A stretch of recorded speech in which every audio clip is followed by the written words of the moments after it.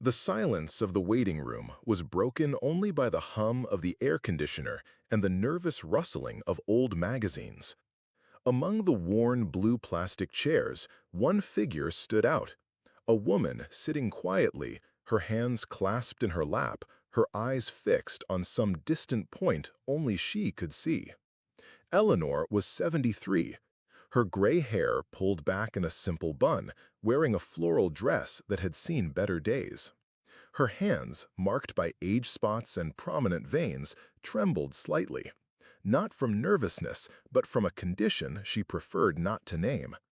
She had arrived at 5 in the morning to secure her place for her appointment with the cardiologist.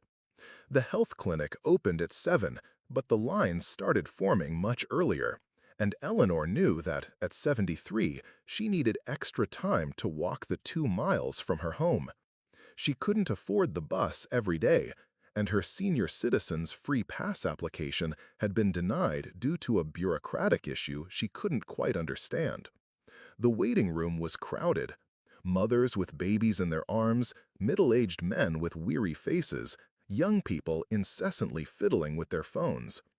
Eleanor observed everything in silence, as she always did. She wasn't one to complain or cause a fuss. She had learned, over decades of widowhood and hardship, that patience was her best ally. When her husband died 15 years ago, she discovered that loud weeping didn't bring anyone back, and that life went on regardless of her protests. The morning sun began to filter through the clinic's dirty windows, creating streaks of gold on the worn tile floor. Eleanor shifted in her chair, feeling a familiar twinge in her chest. For weeks, she'd been feeling this pressure, as if someone were squeezing her heart. It wasn't exactly pain, but a discomfort that woke her in the middle of the night, breathless and frightened. She had saved every penny for 2 months to be able to take time off from her cleaning job and see the doctor. At 9 o'clock, when her name was finally called, Eleanor carefully rose, clutched the strap of her worn fabric bag, and walked to the counter. The receptionist, a young woman with bleached hair and long nails, didn't even look up as she approached. "Your Medicare card," she said mechanically, extending her hand without looking. Eleanor handed over the document with a timid smile. "Good morning, dear." The young woman typed something into the computer, frowning. "Your card is blocked. You need to get it sorted out at the enrollment center." "Blocked?" Eleanor felt her heart accelerate. "But I was here last month and everything was fine." "Look, ma'am, I can only tell you what's on the system. Without a valid card, I can't schedule an appointment." The receptionist finally looked at her, but with an impatient expression. "The center is across town. It opens at 2 in the afternoon." Eleanor stood there for a moment, processing the information. She didn't have the money to go back and forth to the center in one day, and if she went now, she would also lose a day's work tomorrow. Her savings were depleted from coming today. "Isn't there another way?" she asked softly. "I can pay for a private consultation if it's not too expensive." The receptionist let out an exaggerated sigh. "Private consultations are $80, cash only." The number echoed in Eleanor's mind like a distant thunderclap. $80 was almost half her retirement check. It meant no medication, no electricity bill, no proper food for weeks. I don't have that money right now," she murmured, feeling her face flush with shame. "Then you'll have to sort out your card." The receptionist was already looking at the next patient in line. "Next." Eleanor stood there for a few seconds, as if unable to process that she was being dismissed. Around her, other people waited impatiently, some grumbling, others checking their watches. Nobody seemed to notice her expression of despair, or if they did, they preferred not to get involved. She walked away from the counter slowly, each step weighing like lead. She passed through the corridors where she had entered with hope hours before, past the waiting room where she had patiently waited her turn, past the door that now closed behind her like an insurmountable barrier. Outside, the sun was already hot and hot. Eleanor sat on a bench under the tree in front of the clinic, trying to decide what to do. She could try to borrow money, but from whom? The few relatives she had were in a similar situation. She could sell something, but what? The old furniture in her house was worthless, and the few jewels she had were sold years ago. As she sat there, watching the flow of people entering and leaving the clinic, Eleanor remembered a phrase her husband always used to say. Life isn't about what happens to you, but how you react to what happens. He was a simple, hard-working man who found wisdom in small things. Even in his last days, when cancer had already robbed him of his physical strength, he could still smile and make jokes to keep her from being sad. "I won't give up," she murmured to herself, clutching the strap of her bag. Not yet. She decided she would come back the next day, even earlier, to try again.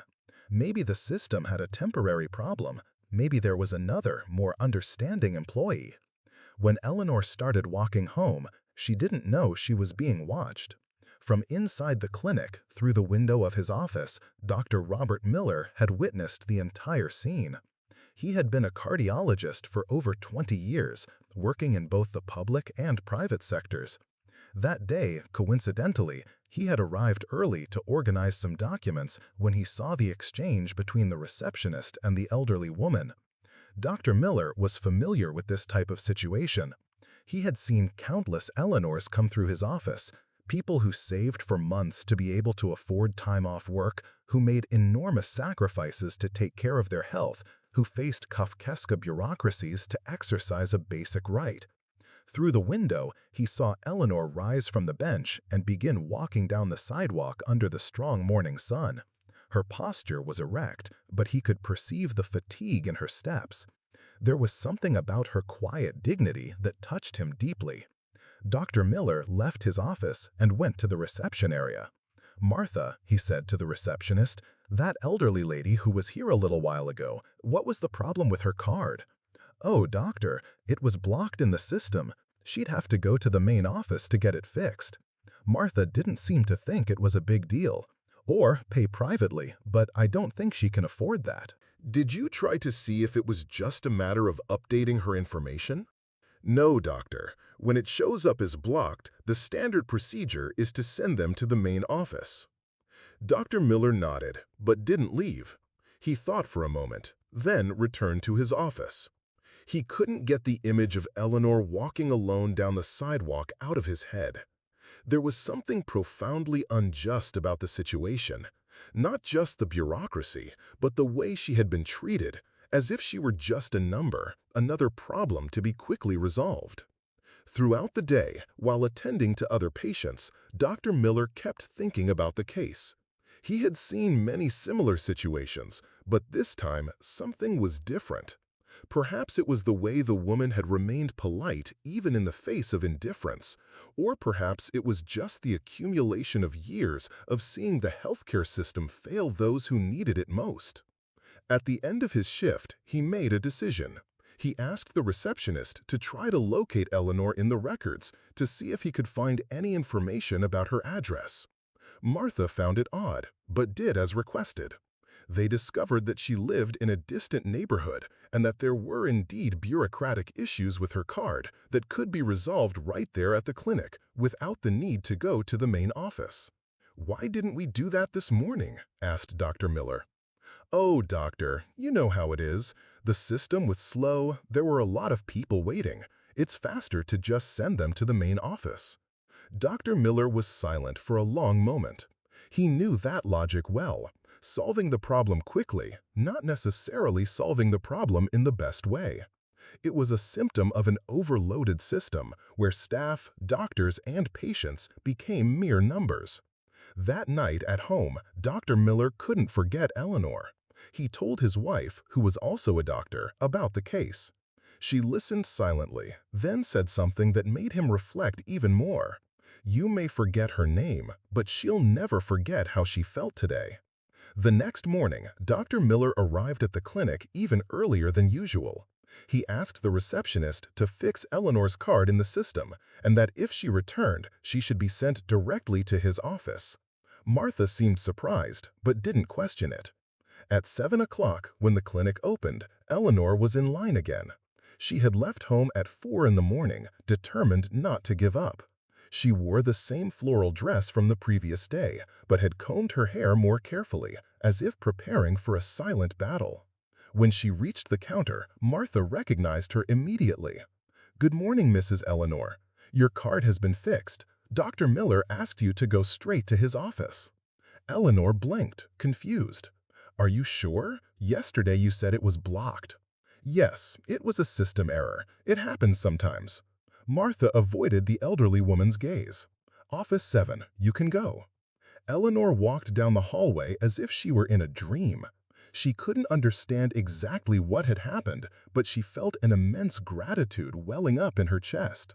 She gently knocked on the door of Office 7. "Come in," said a kind voice. Dr. Miller was a middle-aged man with graying hair at the temples and discreetly framed glasses. When he saw Eleanor, he stood up and gestured for her to sit in the chair opposite his desk. "Good morning, ma'am. How can I help you?"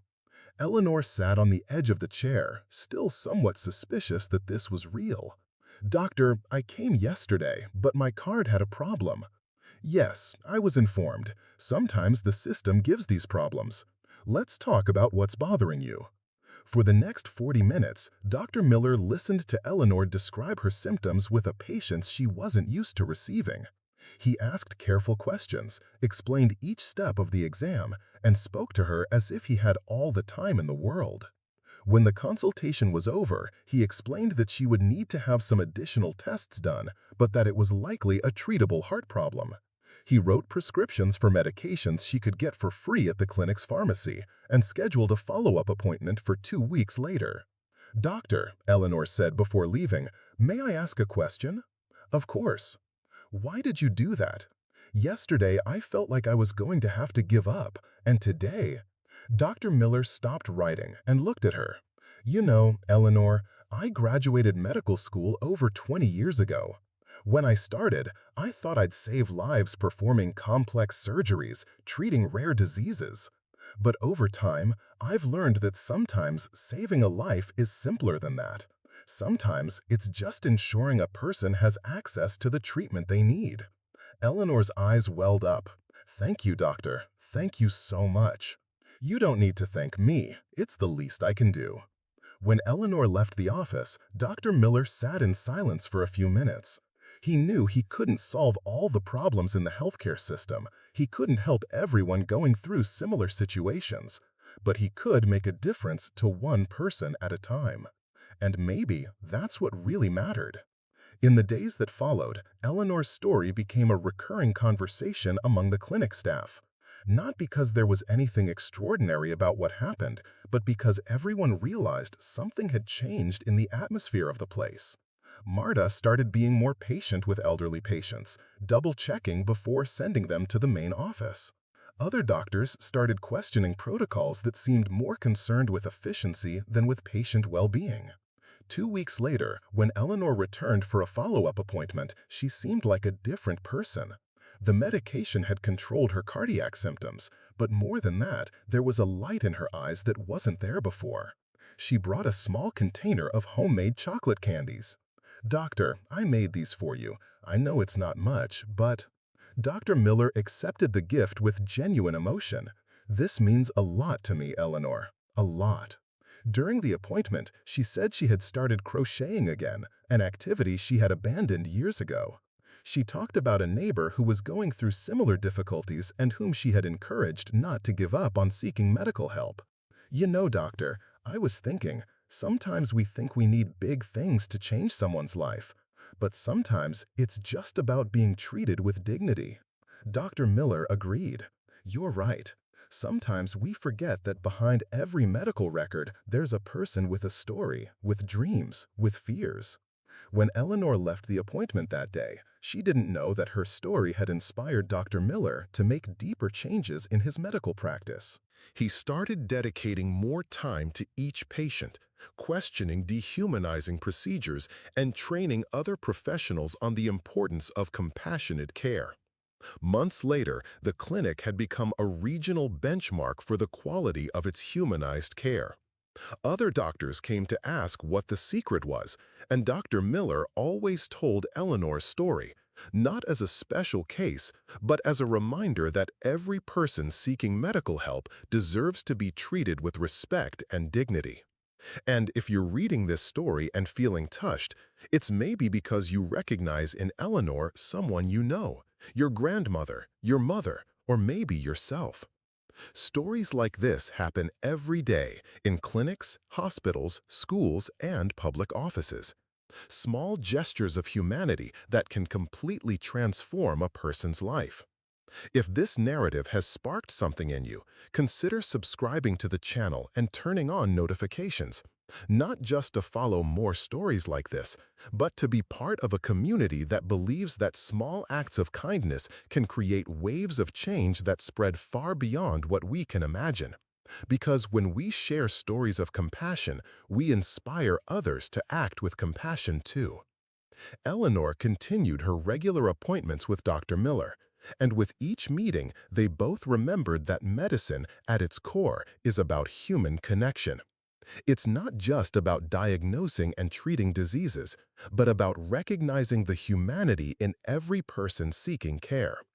A year later, during a routine checkup, Eleanor said something Dr. Miller would never forget. "Doctor, you saved my life, not just because you discovered the problem with my heart, but because you showed me that I still matter to someone." Dr. Miller replied, "Eleanor, you also saved my life. You reminded me why I chose to be a doctor." And so, in a small examination room in an ordinary clinic, two people met and transformed each other. Not through grand heroic gestures, but through the simple decision to treat each other with dignity and compassion. The story of Eleanor and Dr. Miller became a legend among the clinic staff, not because it was unbelievable, but because it showed that it was possible to make a difference even within an imperfect system. That a single act of kindness could create a chain reaction that touched countless lives. Years later, when Dr. Miller retired, Eleanor was present at his farewell party. She had prepared a photo album of all the patients who had been positively impacted by the change in attitude that began with her case. There were dozens of smiling faces, each with a small story of how they were treated with dignity in moments of vulnerability. "Doctor," Eleanor said during her speech at the party, "you taught me that caring for someone isn't just about medication and tests. It's about making the person feel that they are important, that they deserve to be heard, that their pain matters." Dr. Miller, visibly moved, replied, "And you taught me that being a doctor isn't just about curing diseases. It's about preserving human dignity, even in the most difficult moments." The story spread. Medical students began coming to the clinic to learn about humanistic care. Other healthcare professionals adopted similar practices. What began as an encounter between two people transformed into a quiet movement of change. Eleanor lived many more years, always keeping her regular appointments, always bringing her homemade chocolate candies, always reminding everyone around her that behind every patient there is a person with a unique and valuable story. When she finally passed away at 85, she left a letter for Dr. Miller. In it, she wrote, "Doctor, thank you for teaching me that it's never too late to be treated with dignity. Thank you for showing me that my life has value. Thank you for giving me hope when I was about to give up."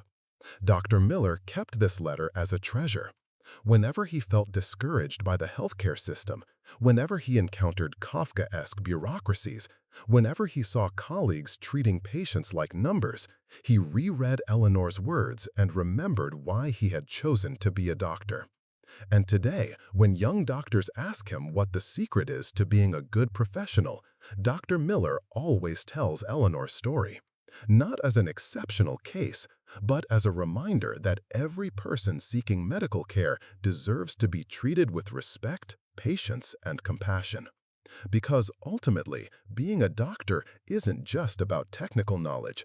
It's about recognizing that every patient is important to someone, that every life story deserves to be heard, that every moment of pain deserves to be alleviated, not only physically, but also emotionally. Eleanor's story reminds us that heroism isn't just in grand gestures, but in the daily decision to treat others with dignity. That transforming the world doesn't require superpowers, but the courage to do the right thing, even when no one is watching. And perhaps this is the most important lesson of all, that each of us has the power to make a difference in someone's life, that every human encounter is an opportunity to spread kindness, compassion, and hope.